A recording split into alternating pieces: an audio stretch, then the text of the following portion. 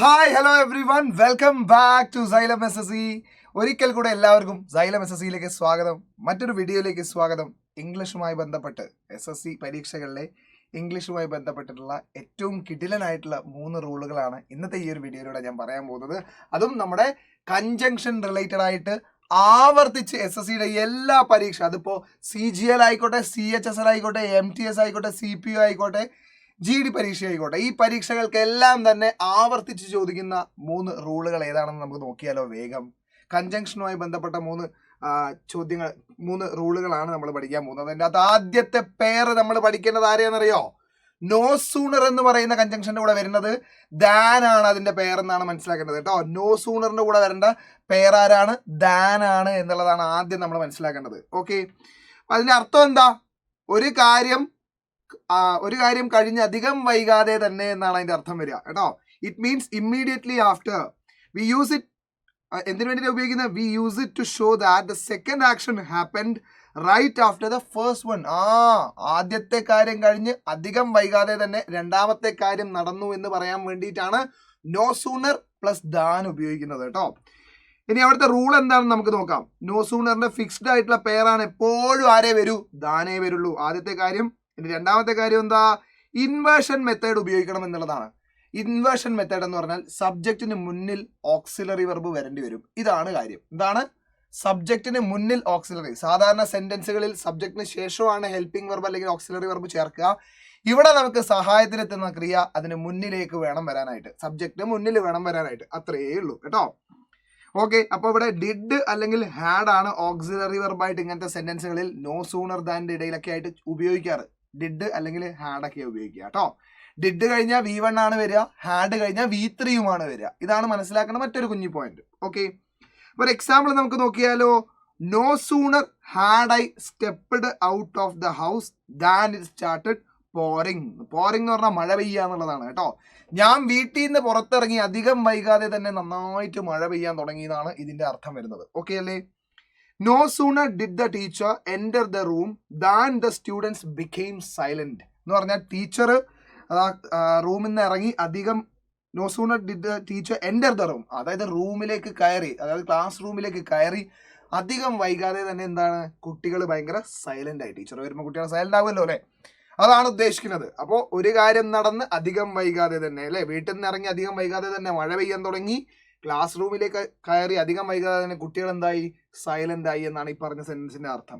അപ്പൊ നോ സൂണറിന്റെ പേര് ദാനാണ്. ഒരു കാര്യം നോ സൂണർ വെച്ചൊരു സെന്റൻസ് സ്റ്റാർട്ട് ചെയ്യുമ്പോൾ ഇൻവേർഷൻ മെത്തേഡ് ഒന്നുമില്ലടാ. ആ പേര് കേട്ടിട്ട് പേടിക്കൊന്നും വേണ്ട. നമുക്ക് ഓക്സിലറി വെർബ് സബ്ജക്റ്റിന് മുന്നിൽ ഇട്ട് കൊടുത്താൽ മാത്രം മതി കേട്ടോ. No sooner had I, had he അങ്ങനെ വരിക, അല്ലാതെ എന്തല്ല ഹി ഹാഡ് എന്നല്ല വരിക നോ സൂണറിൽ തുടങ്ങിയാൽ. അത്രയേ ഉള്ളൂ കേട്ടോ. ഇപ്പൊ നോക്കാം, നമുക്ക് എറർ സ്പോട്ടിങ്, സെന്റൻസ് ഇംപ്രൂവ്മെന്റ് എന്നുള്ള രീതിയിലാണ് ഈ പറയുന്ന ഇന്ന് ഞാൻ എടുക്കുന്ന റൂളുകളെല്ലാം ബേസ് ചെയ്തുകൊണ്ട് 2 രീതിയിലാണ് ചോദിക്കുക ചോദ്യങ്ങൾ. എങ്ങനെയാണ്? എറർ സ്പോട്ടിങ്ങും സെന്റൻസ് ഇംപ്രൂവ്മെന്റ് എന്നുള്ള രണ്ട് തരത്തിലാണ് നമ്മളോട് ചോദ്യങ്ങൾ ചോദിക്കുക കേട്ടോ. അതിനകത്ത് എറർ സ്പോട്ടിങ്ങുമായിട്ട് ബന്ധപ്പെട്ട ഒരു ചോദ്യം നമുക്ക് നോക്കാം. No sooner had the thief seen the police when he ran away. എന്താണ് തെറ്റ്? പെട്ടെന്ന് പ്രത്യക്ഷത്തെ തെറ്റൊന്നും തോന്നൂല, പക്ഷേ നോ സൂണറിന്റെ പേരിനെ നമ്മൾ ഇപ്പൊ പഠിച്ചു കഴിഞ്ഞു. ആരാണ് ആ പേര്? വെന്നല്ല. എന്താ വേണ്ടത്? ദാൻ എന്നുള്ള കൺജങ്ഷൻ അല്ലേ വേണ്ടത്? എൻ്റെ കൂടെ ദാൻ ആണ് വേണ്ടത് കേട്ടോ. ഇനി സെന്റൻസ് ഇംപ്രൂവ്മെന്റ് ആണ്. ബോൾഡ് ആക്കിയിട്ടുള്ള ഭാഗത്ത് എന്തെങ്കിലും ഇംപ്രൂവ്മെന്റ് വേണമെങ്കിൽ ഇംപ്രൂവ്മെന്റ് ചെയ്തു കൊടുക്കുക, അല്ലെങ്കിൽ നോ ഇംപ്രൂവ്മെന്റ് കുത്താം. ഇവിടെ നോക്കൂ, നോ സൂണർ ഹി ഹാഡ്. ഇപ്പൊ പറഞ്ഞിട്ടേ ഉള്ളൂ നമ്മൾ എന്ത്? നോ സൂണറിൽ തുടങ്ങിയാൽ ഓക്സിലറി ആണ് ആദ്യം വരേണ്ടത് അല്ലേ? ഓക്സിലറി ആരാ? ഹാഡ് ആണ് ഓക്സിലറി. അപ്പൊ നോ സൂണർ ഹാഡ് ഹി എന്ന് വേണം വരാനായിട്ട്. അത് ഏത് ഓപ്ഷനിലാണ് ഉള്ളത് നോക്കിയാൽ പോരെ? ഇതാണ് ആ ഓപ്ഷൻ. ബാക്കിയൊക്കെ നോക്കിക്കേ. No sooner he has, he കഴിഞ്ഞിട്ടാണ് ഓക്സിലറി വെർബ് വരുന്നത്.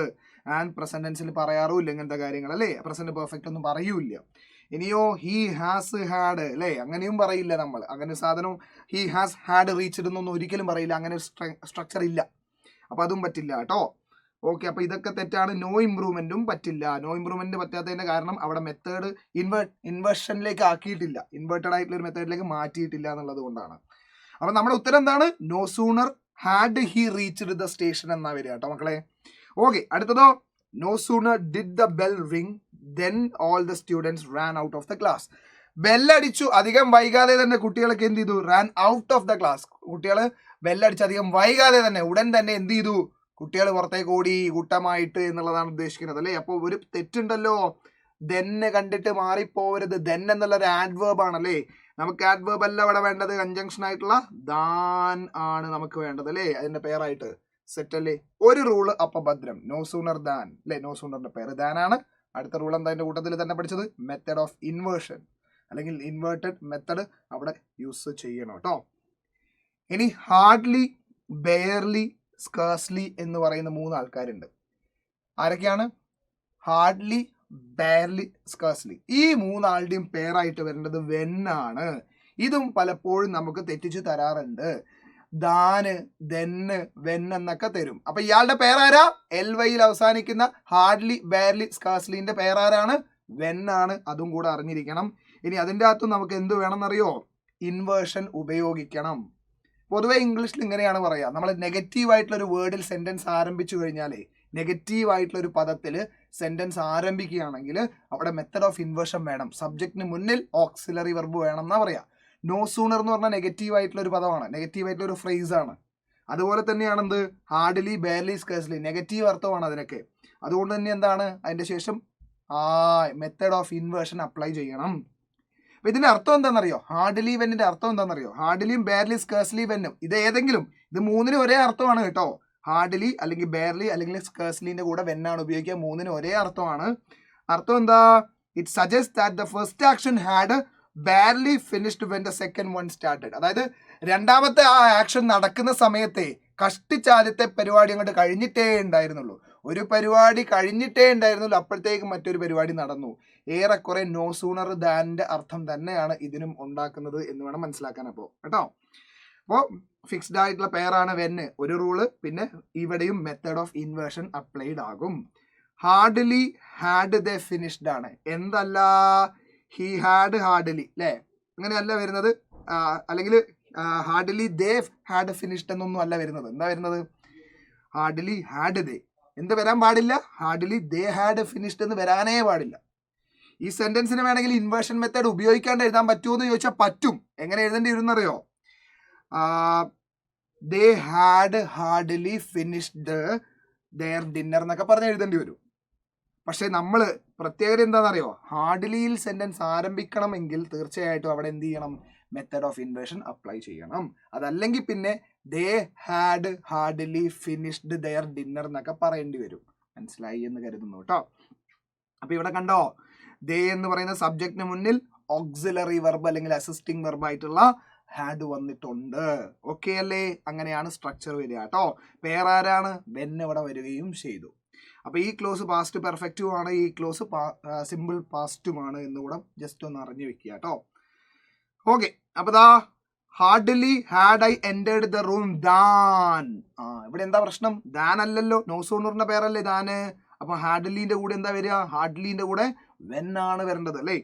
ഇനി ബെയർലി ഐ ഹാഡ് സ്റ്റാർട്ടഡ്. എന്താ പ്രശ്നം, നെഗറ്റീവ് ആയിട്ടുള്ള പദമാണ് ബെയർലി. അങ്ങനെ തുടങ്ങുന്ന സമയത്ത് സെന്റൻസ് തുടങ്ങിക്കഴിഞ്ഞാൽ എന്ത് ചെയ്യണം, സബ്ജക്റ്റിന് മുന്നിൽ ഹെൽപ്പിംഗ് വെർബ് വരണം. അപ്പോൾ ബെയർലി ഐ ഹാഡ് അല്ല, ബെയർലി ഹാഡ് ഐ എന്ന് വേണം വരാനായിട്ട്. അത് ഓപ്ഷൻ ഏതാ, ഓപ്ഷൻ ബി ആണ് കേട്ടോ. ആദ്യത്തേൽ വന്നോ, ആദ്യത്തേലില്ല, ഐ ഡിഡ് എന്നുള്ളത് അല്ലേ.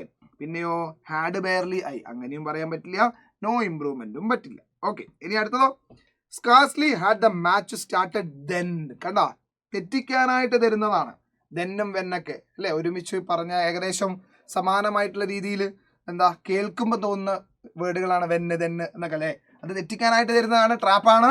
അപ്പൊ എന്ത് ചെയ്യാ, പഠിച്ച ആൾക്കാർ വീഴരുത്, വെൻ എന്നാണ് അവിടെ വരേണ്ടത് അല്ലേ, ദെന്നല്ല വെന്നാണ് വരേണ്ടത്.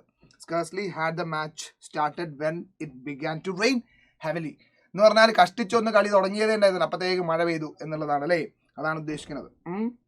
അല്ലെങ്കിൽ മഴ പെയ്യാൻ തുടങ്ങിയപ്പോൾ കഷ്ടിച്ചൊന്ന് കളി തുടങ്ങിയതേ ഉണ്ടായിരുന്നുള്ളൂ എന്നുള്ളതാണ് അതിൻ്റെ അർത്ഥം വരുന്നത്.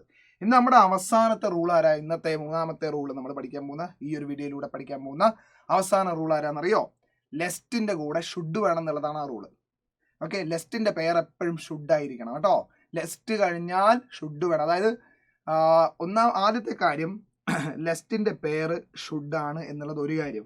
ഇനി ഇതിന്റെ കൂടെ, അതായത് ലെസ്റ്റ് എന്ന് പറയുന്ന കൺജങ്ഷൻ വരുന്ന സെയിം ക്ലോസിൽ മറ്റൊരു നെഗറ്റീവ് വേർഡ് ഉപയോഗിക്കാൻ പാടില്ല.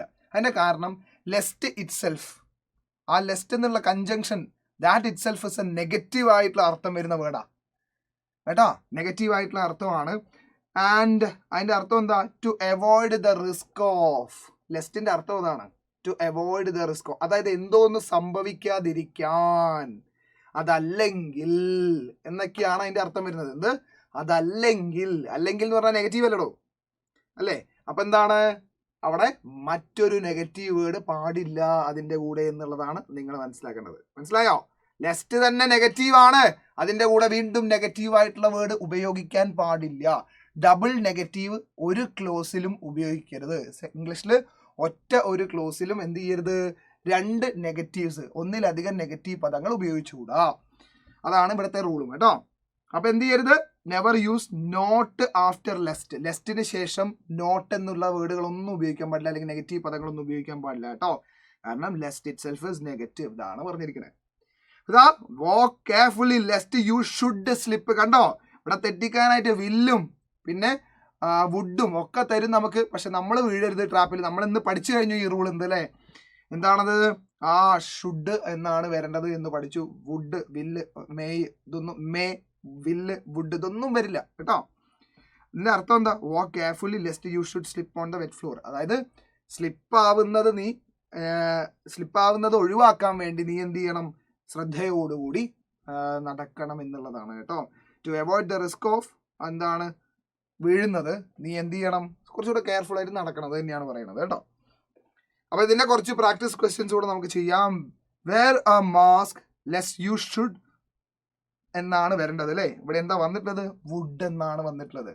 അപ്പൊ റൂൾ അറിയാത്ത ഒരാളെ സംബന്ധിച്ച് വുഡും കുഡും എല്ലാം കണക്കാണ്, എല്ലാം വരും എന്നൊക്കെ തോന്നും. വില്ല് എന്തായാലും വരും എന്ന് തോന്നും. ഇതൊന്നും വരൂല. പക്ഷെ വുഡിന് പകരം വില്ലിന് പകരമൊക്കെ എന്താ വരിക? ഷുഡ് വേണം ഇവിടെ ഉപയോഗിക്കാനായിട്ട് കേട്ടോ. ഇനി അടുത്തത് ഒരു സെന്റൻസ് ഇംപ്രൂവ്മെന്റുമായിട്ട് ബന്ധപ്പെട്ട ചോദ്യമാണടാ. നോക്കിയേ എങ്ങനെയാ ചെയ്യാത്? ബി ക്വൈറ്റ്, മിണ്ടാണ്ടിരുന്നേന്നാണ് അല്ലേ? Be quiet. അതല്ലെങ്കിൽ എന്ത് സംഭവിക്കൂടാ? Lest you should not wake the baby. അതല്ലെങ്കിൽ നീ എന്ത് ചെയ്യും? കുട്ടീനെ ഉണർത്തും എന്നുള്ളതാണ് അല്ലേ? അപ്പൊ കുട്ടീനെ ഉണരാതിരിക്കാൻ നീ മിണ്ടാണ്ടിരിക്കണം എന്നുള്ളതാണ് ഉദ്ദേശിക്കുന്നത് ചുരുക്കം പറഞ്ഞാല്. അപ്പൊ എന്താ വരിക? ഇവിടെ എന്താ വരേണ്ടത്? ഷുഡിന്റെ കൂടെ നോട്ട് വരാൻ പാടുണ്ടോ? ഇല്ല. അപ്പൊ ഏത് ഓപ്ഷനാ വേണ്ടത്? ആ ബോൾഡ് ആക്കിയ പാട്ടിനെ ഒന്ന് മാറ്റി കൊടുക്കണം. 4 ഓപ്ഷനിൽ ഏതാ നല്ലത്? നമുക്ക് വേണ്ടത് ഏതാ? ഷുഡ് പ്ലസ് V1 അല്ലേടാ ഉത്തരം വരിക. ഷുഡ് പ്ലസ് V1 ആണ് ഇവിടുത്തെ ഉത്തരം വരിക കേട്ടോ. അപ്പൊ ഇങ്ങനെയാണ് റൂളുകളെ അറിഞ്ഞു വെക്കേണ്ടത്. ഏറ്റവും കൂടുതൽ SSC ആവർത്തിച്ചിട്ടുള്ള 3 പോയിന്റ്സ് ആണ് ഈ വീഡിയോയിലൂടെ ഇപ്പൊ നമ്മൾ പഠിച്ചു കഴിഞ്ഞത്. ആദ്യത്തത് എന്തായിരുന്നു? ഒന്നുകൂടെ ഒന്ന് ഓർത്ത് നോക്കിക്കേ. നോ സൂണറിന്റെ പേര് ദാനായിട്ട് വരണം. അവിടെ ഇൻവേർഷൻ മെത്തേഡ്, നോ സൂണറിൽ ഒരു സെന്റൻസ് ആരംഭിച്ചാൽ ഇൻവേർഷൻ മെത്തേഡ് യൂസ് ചെയ്യണം. അടുത്തതോ ഹാർഡ്ലി, ബെയർലി, സ്കേഴ്സ്ലിന്റെ പെയറായിട്ട് വരുന്നത് വെൻ ആണ്. അവിടെയും നമ്മൾ എന്ത് ചെയ്യണം? ഹാർഡ്ലി, ബെയർലി, സ്കേഴ്സ്ലിയിൽ സെന്റൻസ് ആരംഭിച്ചിട്ടുണ്ടെങ്കിൽ എന്ത് ചെയ്യണം? നമ്മൾ ഇൻവേർഷൻ മെത്തേഡ് അപ്ലൈ ചെയ്യണം. മൂന്നാമതും അവസാനമായിട്ട് ഇന്ന് പഠിച്ചത് എന്താ? ആ ലെസ്റ്റ് എന്ന് പറയുന്ന കൺജങ്ഷന്റെ കൂടെ വരേണ്ട മോഡൽ ഓക്സിലറി വെർബ് ഷുഡ് ആണ്. വില്ലും വുഡും ക്യാനും കുഡും ഒന്നും വരില്ല, ഷുഡ് മാത്രമേ വരുള്ളൂ എന്നുള്ളതാണ്. അപ്പൊ ആൻഡ് ലെസ്റ്റിന്റെ കൂടെ ലെസ്റ്റ് എന്നുള്ള കൺജങ്ഷൻ ഉപയോഗിക്കുന്ന അതേ ക്ലോസിൽ മറ്റൊരു നെഗറ്റീവ് വേർഡ് വരാനും പാടില്ല. ലാസ്റ്റ് വന്നത് കണ്ടില്ലേ? ഷുഡ് നോട്ട്, അങ്ങനെ വരാൻ പാടില്ല കേട്ടോ. അപ്പോൾ ഈ ഒരു വീഡിയോയിലൂടെ ആ 3 റൂളുകൾ നിങ്ങൾ ബൈ ഹാർട്ട് ആക്കി കഴിഞ്ഞു, അല്ലെങ്കിൽ മനസ്സിലാക്കി പഠിച്ചിരിക്കുന്നു എന്ന് വിശ്വസിക്കുകയാണ്. പുതിയ വീഡിയോസുമായി ഒത്തിരി റൂളുകൾ പറയുന്ന ഇനിയും വീഡിയോസ് തീർച്ചയായിട്ടും നിങ്ങൾക്കായിട്ട് കാത്തിരിക്കുകയാണ്. മറ്റൊരു വീഡിയോയിൽ കാണുന്നത് വരേക്കും തൽക്കാലത്തേക്ക് ഇവിടെ പറയുന്നു. ഈ ഒരു വീഡിയോ നിങ്ങൾക്ക് എന്താണ് ഇൻഫോർമേറ്റീവ് ആയോ, ഹെൽപ്ഫുൾ ആയോ എന്നുള്ളത് ജസ്റ്റ് ഒന്ന് കമൻറ്റ് ചെയ്തിട്ടേക്കുക. മറ്റൊരു വീഡിയോ ആയിട്ട് കാണാം.